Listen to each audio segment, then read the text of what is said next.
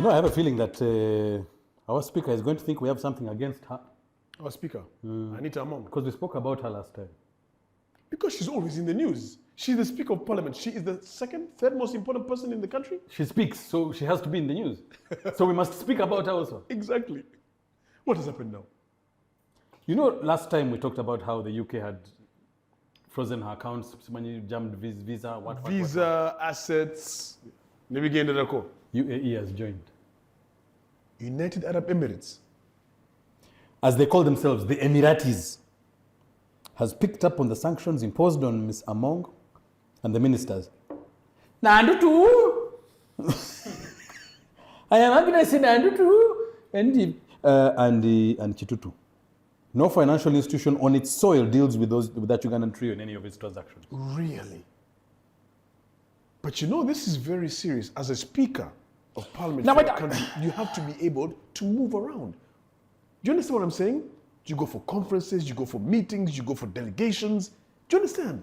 So if now the UK has said that, now the UAE has done that, that means it's spreading.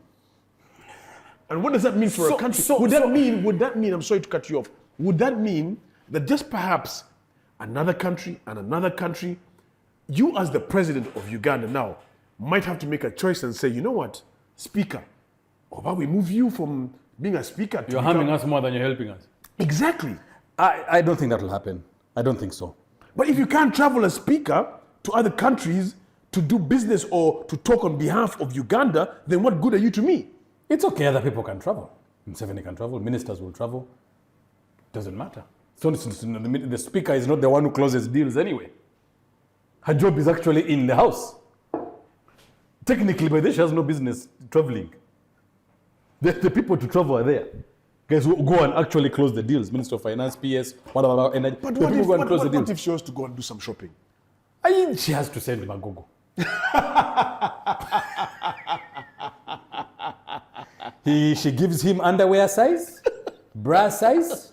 Says, sir, send the husband. Go and purchase. I need bra.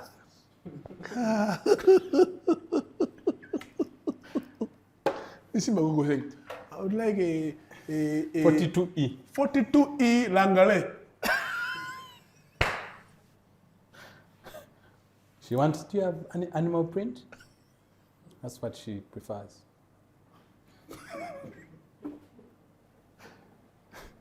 Baby, tebaina animal print because it tutia. Got red.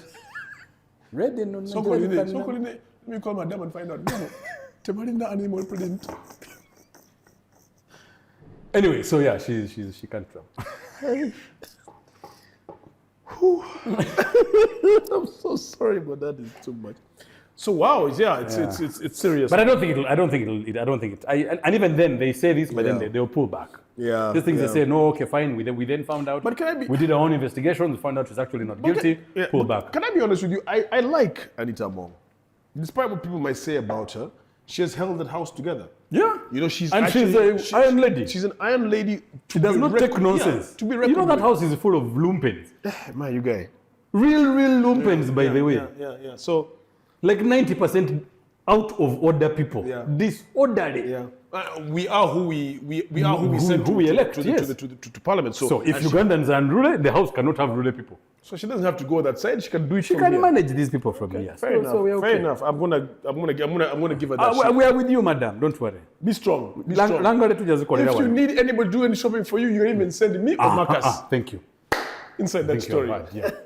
We shall go. Speaking of traveling to outside countries, an outside country person is called a what? Foreigner.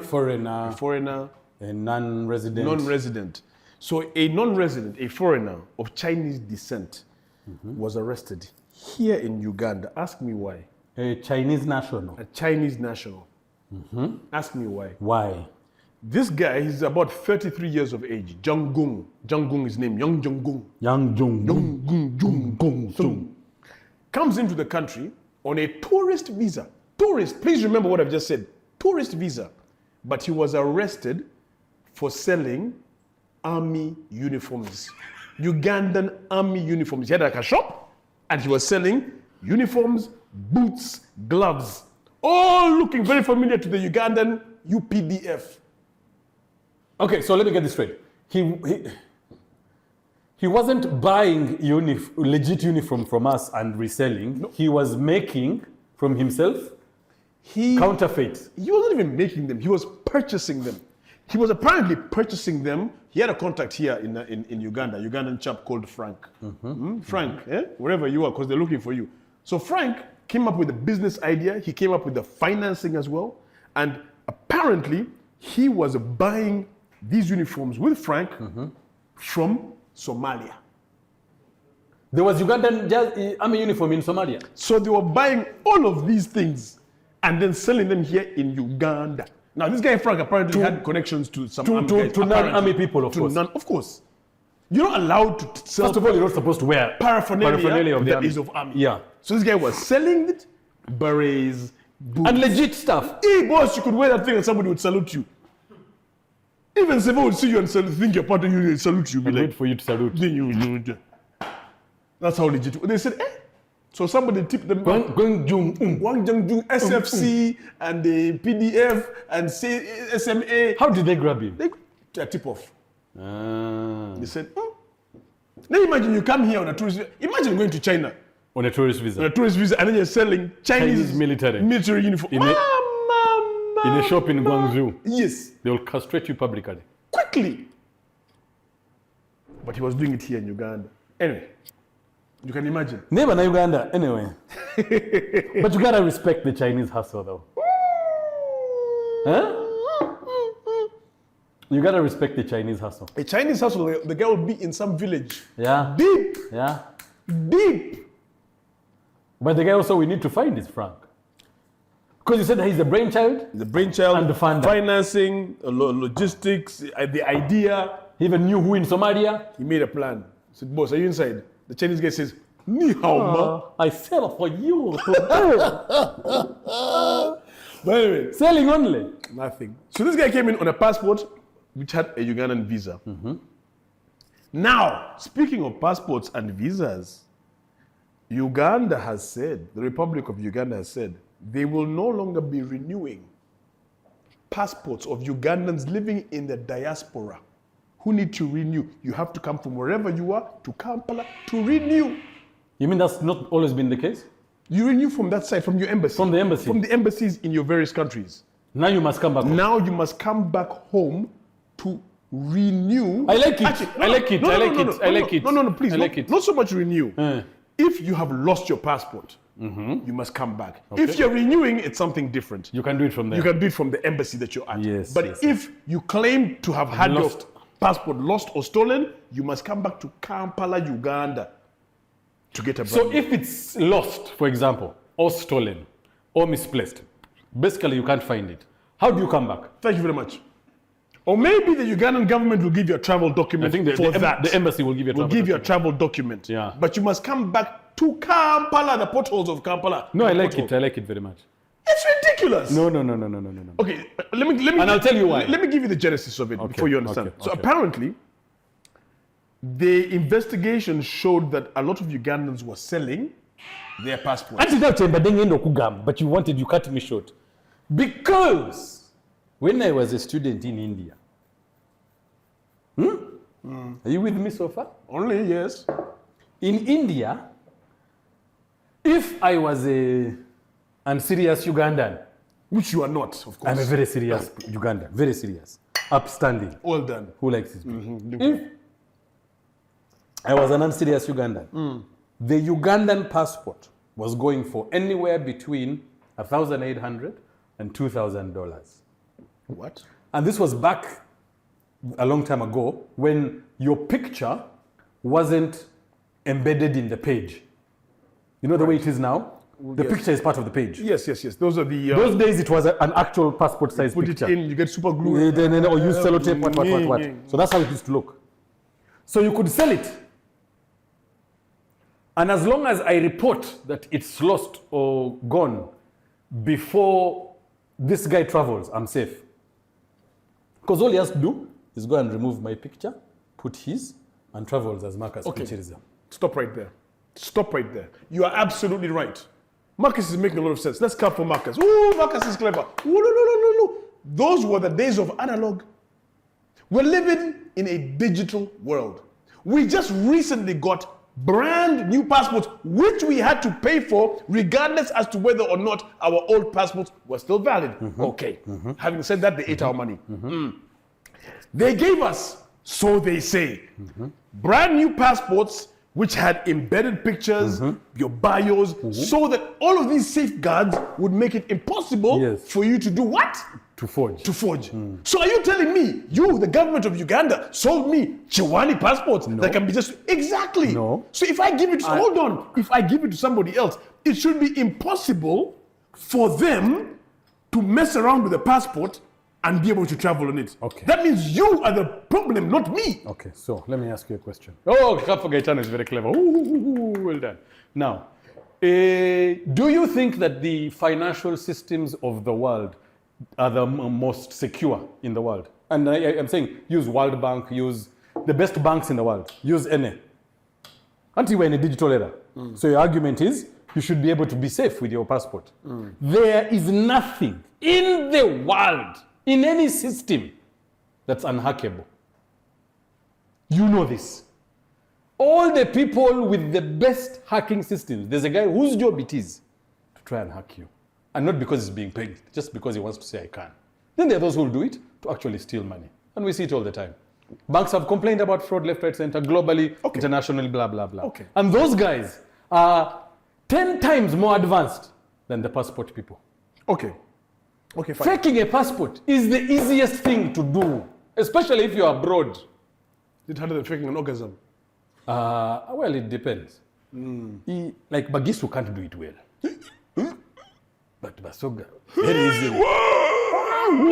But we digress. Yeah. Let's be focused. Manuel, I'm joking. I don't know. So my point is this. So me, who has legitimately lost my passport, me who has legitimately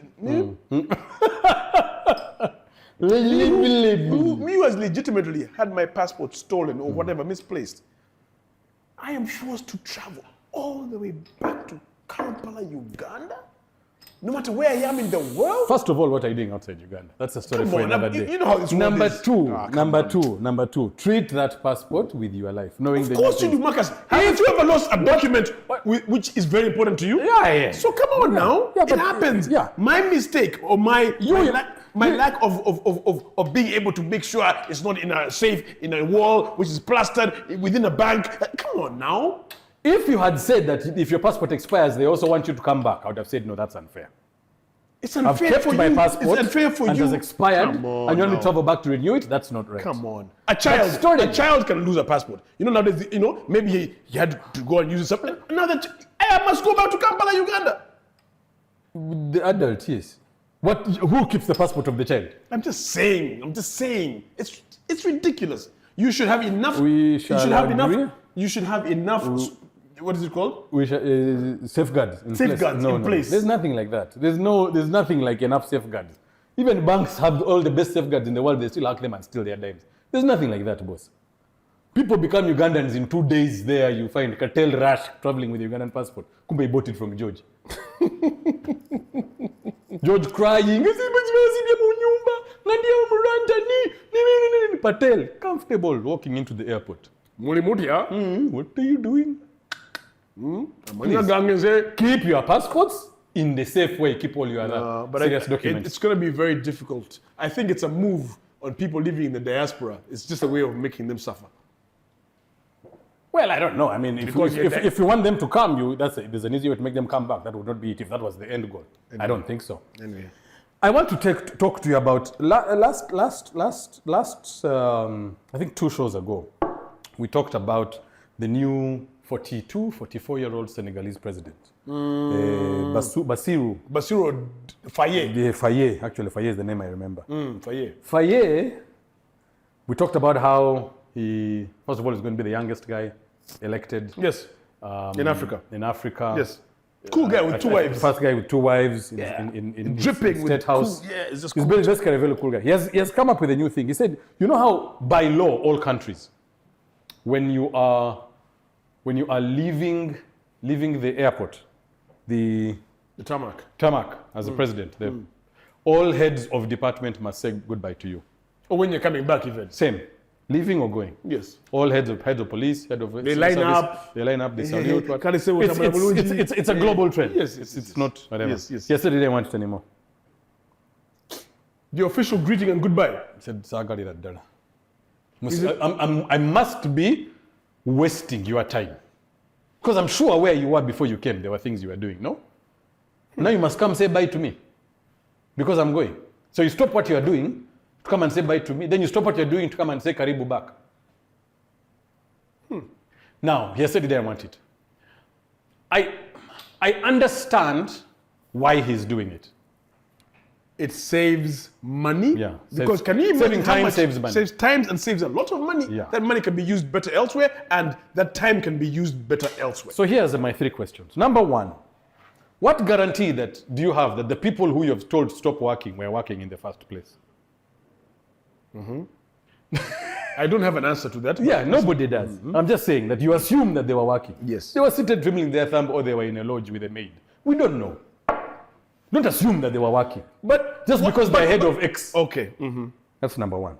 Number 2, I don't know the politics behind heads of this sending off and greeting.